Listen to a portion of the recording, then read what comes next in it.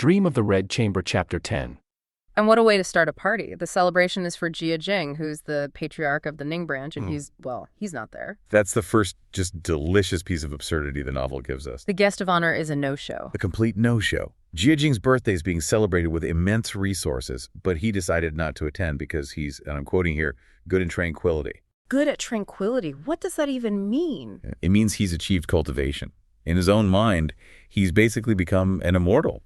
He's totally detached from worldly duties like cake and well wishes. So he's actively chosen spiritual detachment over his social duty. Right, but the family can't just cancel the celebration. Of course not. The entire scaffolding of their power rests on these performative rituals. The ritual is everything. His son, Jia Zhen, had to send Jia Rong to deliver 16 large boxes of gifts and food as a proxy, just to make sure that respect was formally paid, even if the honoree himself refused to participate. The show must go on. It has to. The demands of the Jia name dictate that the public story, the narrative of stability and influence, must be meticulously maintained, even if the guy at the center of it all is trying to transcend humanity. So if the actual birthday boy is absent, the party has to, overcompensate? Oh, massively. And what's fascinating here is that even without Jia Jing present, the family's political and social gravity is so immense that this event just dictated attendance from the highest levels of the capital. The source material is very specific about this, isn't it? Meticulously. It lists all the visiting delegations. So who showed up? You've got 4 princely houses, Nanning, Dongqing, Xining, and Beijing. Then 6 ducal or earl houses, 8 marquises or count houses, all of them. Wow. They all sent high-ranking representatives their name cards and these lavish longevity gifts. This wasn't just a family party. It was a political gathering. It was about validating the Jia clan's influence in the court. And the atmosphere was designed to match that political weight. I saw they had an opera troupe ready. An opera troupe and also a daoshifan. Okay, wait. Can you explain what that is exactly? Sure. The daoshifan is a really important cultural detail. It's a type of traditional instrumental ensemble music. It's highly refined, often used for big celebrations, and it features a lot of percussion and wind instruments. So it signals not just wealth, but cultural sophistication, yes. Everything was staged to perfection in the Huifang Garden. But there was another major absentee, and her excuse is just a masterpiece of aristocratic deflection. You mean the revered matriarch, Jia Mu? Exactly. The peach incident. This is high society communication at its absolute best. Qifeng, the sharp-witted household manager, is the one who delivers the explanation. And what does she say? She tells Jia Zhen that Jia Mu wanted to come, but she had a bit of a stomach issue. And the reason? She ate more than half a peach while watching the children the night before. More than half a peach? Because of this tiny relatable bit of gluttony, she apparently got up twice around 5 in the morning. It's perfect. It's funny, it's human, but it completely masks any serious concern about her actual health. Precisely. She sends word that she's a little weak, and could they please send her some very soft, good food? So the message is? The message is, an elder's discomfort is never a real medical issue. It's never weakness. It's always packaged as a charming, almost endearing little story. They are performing perfect health, even while addressing the need for rest. So they use humor and social grace to mask the discomfort of the most powerful person? That's the surface. Mm-hmm. But behind all that careful talk, someone was facing a crisis that was too serious even for a clever story. Jia Rong's wife, Qin Shi. This is where the tension finally breaks through the performance. And it happens with just a quiet question. A very quiet inquiry. It's Wang Furen, who is Jia Zheng's wife from the Rong mansion. She pulls aside Yu Shi, Qin Shi's mother-in-law. her mother-in-law, yes, to ask about these rumors. She'd heard that Qin Shi was unwell. And what were her symptoms? What was causing all the concern? Her condition was getting worse and fast. For over half a month, she'd been getting more and more lethargic. She didn't want to eat, and critically, she'd missed 2 menstrual cycles. Which immediately triggers the most hopeful but also potentially false assumption. Right. Xing Jia, she's wife, she immediately suggests a possible pregnancy. The word she uses is joy. Which just shows how much social weight was on producing an heir. A pregnancy would change the whole story from concern to celebration. Instantly. But Yu Shi has to reveal the complexity. She says that while the earlier doctors did suspect a pregnancy, they consulted a new, highly recommended physician. The one suggested by Feng Ziyan. Yes, a friend of Jia Zhan. And this new doctor's diagnosis was just devastating. He said it was a very big illness. and absolutely not a pregnancy. Why is that misdiagnosis so important here? Does it just underscore how quickly a social expectation can sort of overshadow a terrifying medical reality? Absolutely. The impulse to assume pregnancy shows how deeply that expectation is entrenched in their society. Joy is the default setting for any ailment in a young wife. So this new diagnosis doesn't just cancel out a pregnancy, it establishes a fatal trajectory that their wealth can't buy their way out of. And you can see the stress is clearly showing on the family members who are trying to manage both of these realities at once. Oh, look at Jia Rong. When Shifeng corners him, demanding the truth about his wife, while he's rushing around the courtyard managing all these guests, you can just see the strain. What does he say? He just wrinkles his brow and says, "It's not good. Auntie, you'll know if you come back and see," and then he just rushes off. His priority isn't emotional support.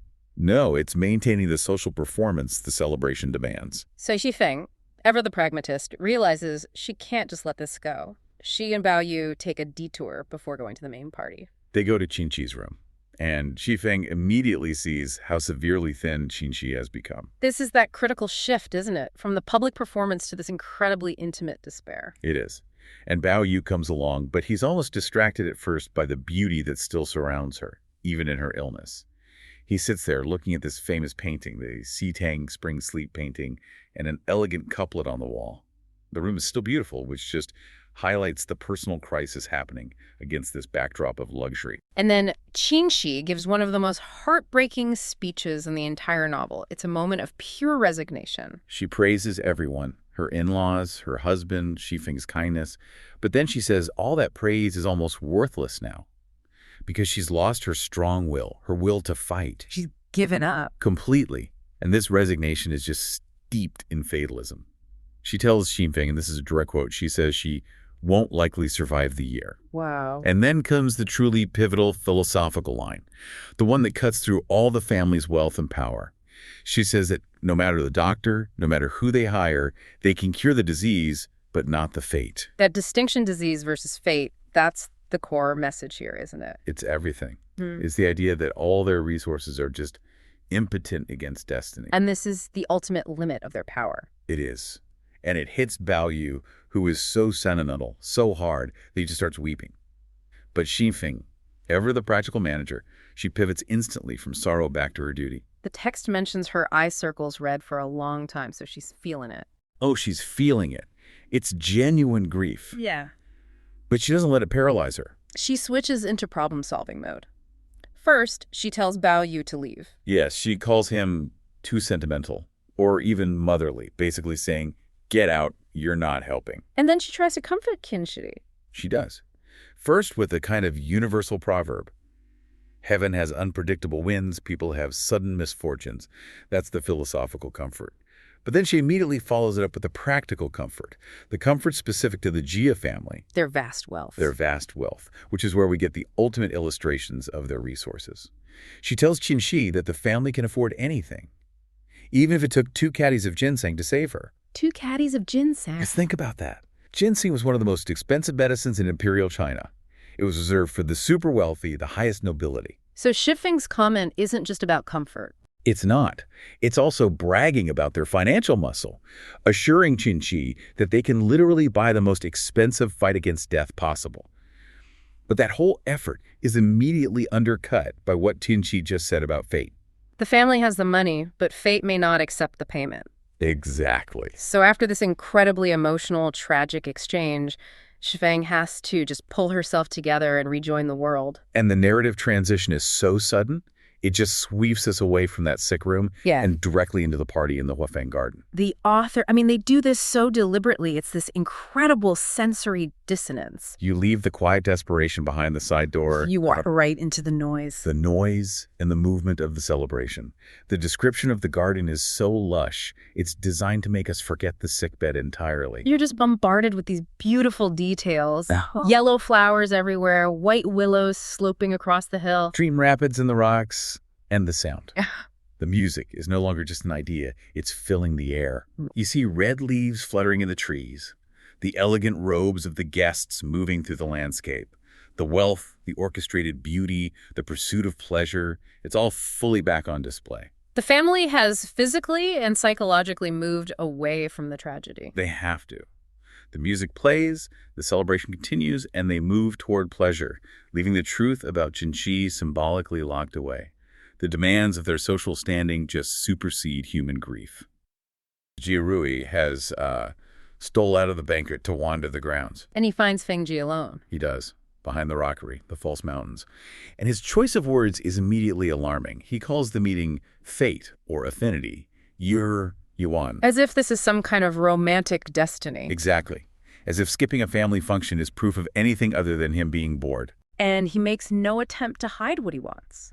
The sources are so clear about this. He's continually staring or squinting at her. With obvious inappropriate intent. It's aggressive behavior happening right there in the family estate where he should be on his best behavior. It raises a question for me. I mean, if his behavior is so obvious, why didn't anyone else notice or step in? Well, that gets at the sheer size and complexity of these clans. There are always corners, always shadows, and some men feel entitled to use them. But Fengji is not your typical victim. Not at all. She's described as a clever person who instantly guessed 8 or 9 parts of his intention.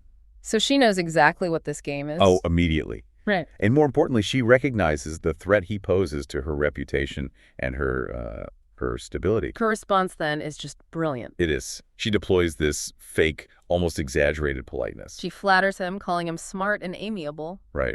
And then uses the excuse of having to report to the elder ladies to get away. But here's the key strategic move. What's that? She leaves him with a vague, false promise.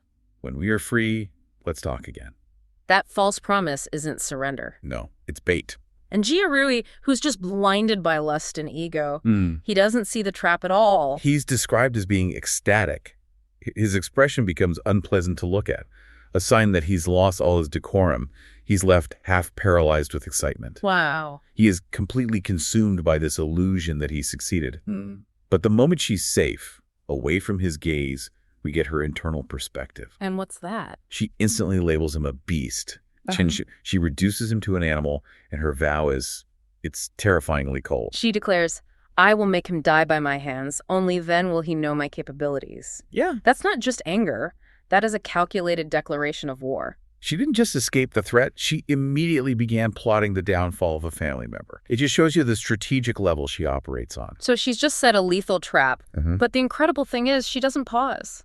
She immediately walks back into the center of the family party. And shifts gears instantly, smoothly, back into her role as the perfect society manager at the feast in Changsang Tower. She really is the linchpin of this whole operation. She is. She acknowledges all the important matriarchs, Yushi, Lady Sheng, Lady Wang, and she's immediately put to work, asked to select more operas for the family. And she chooses The Return of the Soul and the Ballad. This isn't just like a random choice, is it? No, it signals a highly sophisticated, if maybe slightly morbid taste. The Return of the Soul is one of the most famous love stories in Chinese opera. It involves a literal resurrection. And death. And the ballad. That often refers to more serious, historical, or even martial themes. Her choices are elegant, but you could read into them a subtle acknowledgement of the death that's already looming over the family. And that anxiety is definitely in the air. It is. Lady Wang expresses concern that the hosts should rest because they are, quote, unsettled in spirit. Which is the subtle public nod to the ongoing crisis, Qianxi's illness. So the banquet is just a performance to try and override that anxiety. Exactly. And Fengji's vigilance is tireless. She notices the men have all disappeared. Right. They've moved to Ningxi Xuan to listen to instrumental music. And she does not trust them for a second. She says, who knows what they're up to in secret? Yeah, and Yushi tries to offer this light defense, saying not everyone is as proper as Fengji. But her point stands. She expects misconduct from the men of her own family. Which reinforces why she reacted so violently to Jiarui. It does. The whole social fabric depends on the women constantly policing the men's morals. And here's the detail that connects it all back. Even as the feast is wrapping up, Jiarui is still there. Hovering. Still there by the carriages. The text says that despite the crowd, he is still occasionally looking at Fengji. He is pathologically persistent. He clearly did not get the message. Not at all. Which means the conflict is inevitable. But now we have to shift to the actual life and death crisis that's dominating the estate. Jinxi's wasting illness. Right.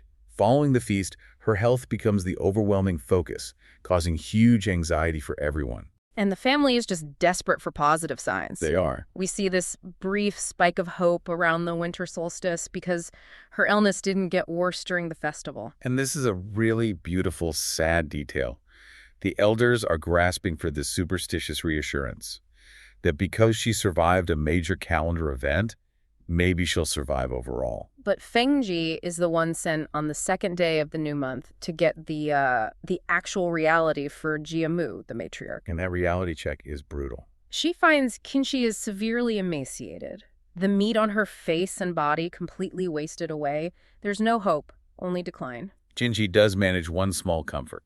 She ate 2 pieces of a special cake sent by Jiamu. And she holds on to this idea that the truth of her condition will be known in the spring. The patient clinging to fantasy. But Fengji, as soon as she steps outside the room, is purely functional, pragmatic. She tells Yushi the truth in the bluntest possible terms. This truly cannot be helped. And then comes the height of her calculated ruthlessness. She advises Yushi to immediately and secretly begin preparing the funeral supplies Yushi right now. It's such a cold, calculated move. It's framed as a superstitious measure to avert bad luck. But really? Really, it's about preparing the necessary status symbols for a high-level funeral before the death is even confirmed. And Yushi has already started. But she's hit a logistical snag. She's having difficulty finding good wood for the coffin. And this detail is everything, isn't it? It is. In this culture, the materials for your funeral reflect your entire family's status and power. Finding good wood means getting specific, expensive, rare timber. So even in the face of deep sadness, the competition for status and money is fierce. That's Fengji's world. And now we see her execute the perfect strategic maneuver, the double report. She returns home, having faced the reality of death, but now she has to manage the emotions of the most powerful people in the house. So to Jiamu, she lies. Strategically. She doesn't report the emaciation, she softens the truth, saying Qinshi is much better and sends greetings. And Jiamu, she ponders it for a long time. She's probably not fully convinced. But she's willing to accept the reassurance because the truth is too painful. It's a classic example of managing up in a huge organization. You tailor the reality to what the leader needs to hear to maintain peace. Exactly. Then she reports to Lady Wang and moves on to her actual duties. After changing clothes, she asks her maid, Pinger, about household affairs, and we just pivot instantly from death plots to financial stability. Yes, Pinger reports collecting 300 taels of interest silver. The scope of her mental workload is just staggering. One minute she's organizing a funeral, the next she's calculating interest payments. And 300 taels is a significant sum. It underscores her role not just as a manager of people, but as a financial powerhouse. But the conflict immediately comes back, doesn't it? It does. It interrupts the administrative calm. Pinger reveals that Jiarui sent someone to check if Fengji was home. He wanted to pay respects and talk. He is persistent, entitled, and walking straight toward his own doom. He truly did not get the message. Fengji hears this and immediately condemns him as a beast deserving of death. Chu Sheng, Higetsusi. She tells Pinger the whole story of what happened in the garden, confirming her plan. And Pinger delivers that famous hierarchical judgment of him. Toad dreaming of eating swan meat. We should probably linger on that phrase. It's so concise and devastating. It is. It tells us Jiarui is not just immoral. He's fundamentally incapable of understanding his place. He is a low-status creature daring to aspire to something high and pure. And for that transgression, he must be crushed. Terrifyingly cold. And Fengji just confirms her resolve, assuring Pinger, I have my own methods for him.